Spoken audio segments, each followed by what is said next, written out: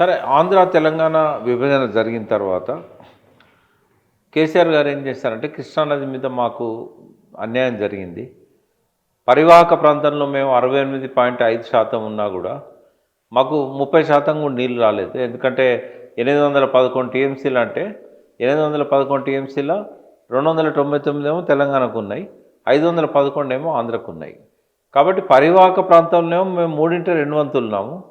3/1 వంతు ఉన్న ఆంధ్రకేమో నీళ్ళల్లో 3/2 వంతులు వచ్చినాయి అని చెప్పి ఈ అన్యాయం జరిగింది. కాబట్టి మేము ఈ ట్రిబ్యునల్ కొత్తది కావాలి, మాకు కొత్త ట్రిబ్యునల్ ముందట ఈ రెండు రాష్ట్రాలకు సంబంధించిన నీటి పంపకాలు జరగాలని చెప్పి ఉమాభారతి 2014లో జలశక్తి మంత్రిగా ఉండే ఆమెకు అప్లై చేశాడండి. చేసినప్పుడు ఏంటంటే అప్పటికి ఇంకా కృష్ణా రివర్ మేనేజ్మెంట్ బోర్డు ఇవి రాలేదు ఇంకా. సో ఆమె 1 ఇయర్ అయినా కూడా దాని మీద ఏం తేల్చలేదు.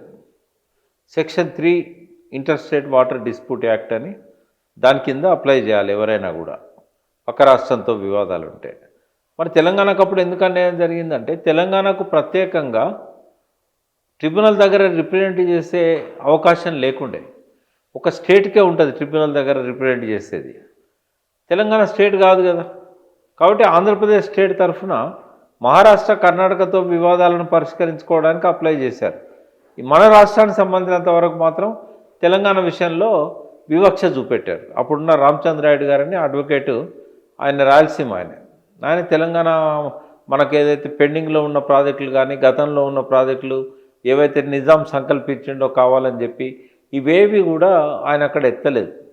లాస్ట్కు విసిగిపోయి బచావ్ ట్రిబ్యునలే అలా రాసిండ్లు. మొన్న కేసీఆర్ గారు ప్రెస్ మీట్లో చెప్పినట్టుగా మా నీళ్లకు హక్కులు కల్పించాలని కూడా అడగలేదు అప్పుడు సమైక్య రాష్ట్రంలో. ఇప్పుడు అప్పర్ కృష్ణా ప్రాజెక్టు, ఎగువ కృష్ణా ప్రాజెక్టులో 54 టీఎంసీలు, తంగడి దగ్గర భీమా మీద 100.5 టీఎంసీలు, నడిగడ్డకు గద్వాల అలంపూర్కు, తుంగభద్ర లో లెవెల్ కెనాల్ 19.5 టీఎంసీలు, మొత్తం కలిపి 174 టీఎంసీలు మహబూబ్ నగర్లో ప్రాజెక్టులు కట్టాలని చెప్పి నవాబ్ అలీ, నవాజ్ జంగ్ బహదూర్ ప్రాజెక్టులకు నిర్మాణం చేసిండు, ప్రణాళిక తయారు చేశాడు. నిజాం దాన్ని ఆమోదించాడు. తర్వాత వచ్చిన బూరుగుల రామకృష్ణారావు కూడా ఆ ప్రాజెక్టులు కట్టాలనుకున్నాడు. వాడి 1951లో ప్రణాళిక సంఘం నిర్వహించిన మీటింగ్లో నీళ్ళ కేటాయింపులు జరిగినాయి. అక్కడ సాక్షిగా ఉన్నది కేఎల్ రావు గారు. బట్ సమైక్య రాష్ట్రం వచ్చిన తర్వాత ఆ ప్రాజెక్టులను ఏకపక్షంగా నీలం సంజయ్ రెడ్డి వదిలేసాడు. ఏమన్నంటే అడిగితే వాటి హెడ్ వర్క్స్ అన్నీ కర్ణాటకకి వెళ్ళిపోయినాయి కాబట్టి నీళ్ళు లేవని చెప్పిండు.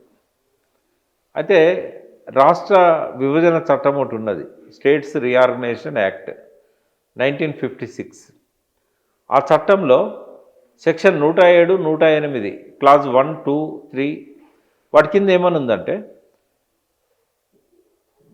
ఆంధ్రప్రదేశ్ ఏర్పాటు కంటే ముందు ఏవైతే ప్రాజెక్టులను నిర్మించాలని అనుకున్నారో ఆంధ్రప్రదేశ్ అనే మెన్షన్ చేయలే, రాష్ట్రాల పునరేకీకరణ వల్ల పునర్విభజన వల్ల ఏ ప్రాంతంలోనైనా నిర్మించాలన్న ప్రాజెక్టు మరో రాష్ట్రంలోకి భాగమైనప్పుడు హెడ్ వర్క్స్ అనేటివి వేరే రాష్ట్రంలో ఉన్నప్పుడు ఆ ప్రాజెక్టులను కావాలని కోరుకునే హక్కు ఈ రాష్ట్రానికి ఉంటుంది అని చెప్పారు.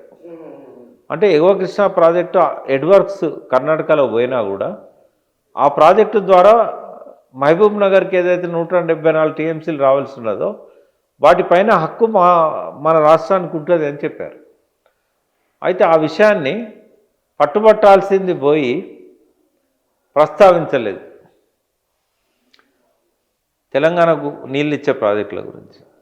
లాస్ట్ బచావత్ ఏమన్నాడంటే ఈ రాష్ట్రము ఏర్పడకపోయి ఉంటే, హైదరాబాద్ స్టేట్ ప్రత్యేకంగా ఉండి ఉంటే మహబూబ్ నగర్ పరిస్థితి చాలా భిన్నంగా ఉండేది. ఈ సమైక్య రాష్ట్రం ఏర్పాటు చేయడం వల్ల బాగా నష్టపోయిన జిల్లా కాబట్టి మా దగ్గర పంచడానికి ఒక 17.84 టీఎంసీలే ఉన్నాయి, అంతకంటే మించి లేవు. ఆ నీళ్లను కావాలని చెప్పి చాలామంది డిమాండ్ చేస్తున్నారు.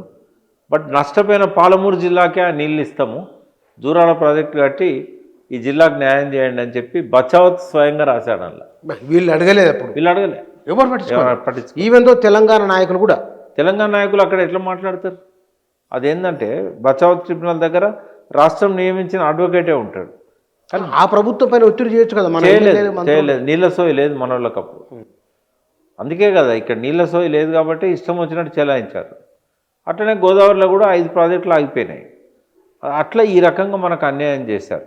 మరి చంద్రబాబు నాయుడు ముఖ్యమంత్రి అయినాక ఇదే కల్వకుర్తిని, నెట్టెంపాడు, భీమా, కోయిల్ సాగర్ ప్రాజెక్టు నేను ఈ జిల్లాను దత్తత తీసుకుంటున్నా, వీటన్నిటికీ నేను నీటి వసతి కల్పిస్తా, ఈ ప్రాజెక్టులన్నీ నేను పూర్తి చేస్తా అని చెప్పి చంద్రబాబు అన్నాడు, ఉమ్మడి రాష్ట్రంలో అన్నాడు.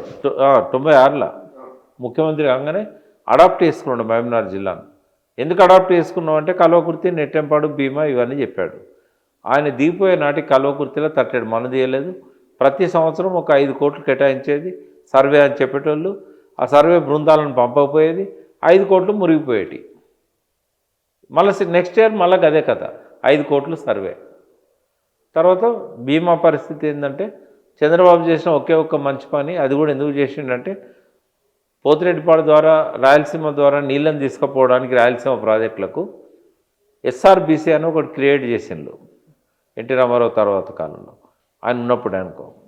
ఆ ఎస్ఆర్బీసీకి 19 టీఎంసీలు శ్రీశైలం నుంచి ఇవ్వాలంటే మరి తెలంగాణకు కూడా కొంత మేలు చేసినట్టు కావాలి కదా. నాగం జనార్దన్ లాంటి వాళ్ళు కొంత సోయిన్నోళ్ళు కొట్లాడడం వల్లనే భీమా ప్రాజెక్టు నికర జలాలకే కేటాయించింది చంద్రబాబు నాయుడు. అదివరకు 277, ఆ 20 టీఎంసీలు ఇవ్వడం వల్ల 297 అయినాయి. ఆ ప్లస్లు పాయింట్ తర్వాత ఉన్నాయి కలిపితే 99 అయినాయి. కాబట్టి ఆ ఒక్క భీమా ప్రాజెక్టు నీటి కేటాయింపుల విషయంలో, శ్రీశైలం లెఫ్ట్ బ్యాంక్ కెనాల్ పనుల విషయంలో, దేవాదులను అనౌన్స్ చేయడంలో, ఈ 3 తప్ప ఇక చంద్రబాబు నాయుడు చేసింది పెద్దగా చెప్పుకోదగ్గ లేవు. గుత్ప అలీసాగర్ కొద్దిగా ఖర్చు పెట్టాడు, ఇంత మించి ఆయన చేసింది ఏం లేదు. అయితే నీటి కేటాయింపులు లేని ప్రాజెక్టులన్నీ అక్రమ ప్రాజెక్టులే. అందుకే ఏ బ్యాంకులు లోన్ ఇవ్వవు. కల్వకుర్తికైనా, నెట్టెంపాడుకైనా, దీనికి కోయిల్ సాగర్కైనా, ఎస్ఎల్బీసీకైనా, పాలమూరు రంగారెడ్డికైనా రాష్ట్ర ఖజానా నుంచి కట్టాల్సిందే కానీ ఏ బ్యాంకు లోన్ ఇవ్వదు. అప్పుడేమో ఉమ్మడి రాష్ట్రంలో రాయలసీమలో అంద్రినీవా, గాలేరు నగరి, ఇందాక నేను చెప్పిన అన్ని ప్రాజెక్టుల కోసం ఏపీ ఉమ్మడిగా ఉన్నప్పుడు తెలంగాణ డబ్బులన్నీ కూడా అక్కడ తలగబెట్టి ఆడగట్టారు ఆ ప్రాజెక్టులని. అవి మన డబ్బులతో కట్టిన ప్రాజెక్టులే. అందుకే మనం తెలంగాణ ఉద్యమంలో గద్దర్తో కలిసి గొంతు విప్పింది, మా నీళ్లు మాకే, మా భూములు మాకే, మా నిధులు కూడా మాకే. ఈ నిధులను తీసుకుపోయి రాయలసీమలో అక్రమ ప్రాజెక్టులు కట్టారు. ఇప్పుడేం చేస్తాడు చంద్రబాబు నాయుడు? ఇవన్నీ అక్రమ ప్రాజెక్టులు, వీటి ఆపాలి, వీటికి నీళ్ళు ఇవ్వద్దని చెప్పి కేంద్ర జలశక్తి దగ్గర దరఖాస్తు పెట్టాడు. పైకి ఏం చెప్తాడు, నేను గోదావరి నీళ్ళు తీసుకుపోతానంటే వద్దన్నానా, 3000 టీఎంసీలు సముద్రంలో కలుతా అంటే వీళ్ళు ఎందుకు ఆపుతున్నారు అంటే మన ప్రాజెక్టులకేమో అడుపులో లేవచ్చు కానీ మనం నల్లమల సాగర్కు బనకచెర్లకు అడుపు లేకూడదు.